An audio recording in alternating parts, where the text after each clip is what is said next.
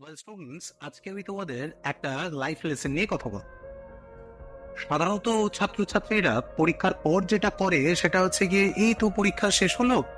ঠিক আছে, এই কিছুদিন একটু ঘুরে নিলাম, এই ক্লাসে গেলাম কি গেলাম না, পরীক্ষা দিলাম কি দিলাম না, পড়া হলো কি হলো না, একটু অল্প আধটু পরীক্ষা দিলাম, টেস্ট সলভ করলাম। এইভাবে সারাটা বছর কাটিয়ে যে জিনিসটা হয়, তাদের যে থট প্রসেসটা থাকে, সেই যে থট প্রসেসটা তৈরি হয় সেটা হচ্ছে গিয়ে ব্রেকেবল, যার কোনো ফ্যাক্ট কাজ করে না।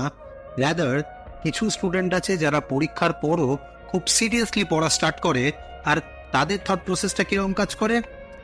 যে প্রত্যেক দিনের ক্লাস অ্যাটেন্ড করলাম, প্রত্যেক দিনের স্কুল অ্যাটেন্ড করলাম, তারপরে নোটস পড়লাম, ভিডিও ক্লাসেস অ্যাটেন্ড করলাম, তারপরে স্যার যা পড়া দিয়েছে সেগুলো ঠিকঠাক করে ডাউট ক্লিয়ার করে, ডাউট ক্লিয়ারিং এর ক্লাস, সমস্ত ক্লাস জয়েন করার পর